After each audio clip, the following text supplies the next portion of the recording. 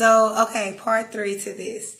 The next part to this, which I want to say before I continue, the most powerful part of everything and the wisdom of everything is the pause and the patience of everything. And this is how I'm getting to my point of figuring out whether something is done in ignorance or intent with someone, knowing when to take something personal and knowing when this is your own personal thing happening, your own personal trigger, and why we might, like I say, overreact to a situation and why sometimes we might underreact to a situation. And so we have to understand that the pause is the most important part, because now you let the other party interact with their own dealings and something that they put on the table, and now you can see if this is something that they created, or now you can see if this is something that you created.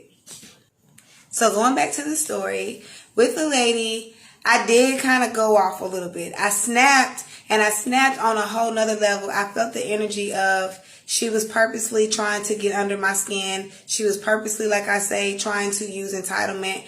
And I'm not really big on pulling a race card or anything like in any situation. However, it really was one of those type of situations. One of the cashiers was a white lady, and almost everybody else in the store was white, and they all noticed and saw what she did, and they all agreed that it was very rude. Okay, so it wasn't just me. So it's not even a race thing in the situation. However, at the same time, it was, because it was going to turn into what we call Karen moments, and I just didn't let it go as far as it could have gone. But I did share some words with her. I let her know what she did was really messed up, and so did other people in the store. Everybody noticed what she did, and everybody was like, that wasn't cool. But she stood firm on it, and she didn't care. She didn't give a fuck, okay? And she let us all know that she didn't care, especially because of me. So that's why I say sometimes you have to have that pause, okay? And you have to understand your own triggers, your own unhealed parts of yourself. And that'll also help you use your discernment towards whether somebody is offending you or whether you're being easily offended at the moment.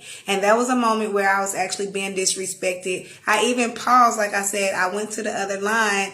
I let it slide, and she went out of her way to turn around, look at me, make eye contact, like I say, do her little and did that whole thing. She wanted a response from me. And so she did get the response, and I'm not saying that I did that in wisdom. I could have still let it slide. However, the first time that I let it slide, let me know that, okay, this is a time where you need to address something and bring it to her attention, because this lady is trying to fool with you. And she was. And so we all have to understand, like I say, what our own triggers look like, so we know when to protect ourselves. And like I say, she could have meant no harm. It could have, if I would have went with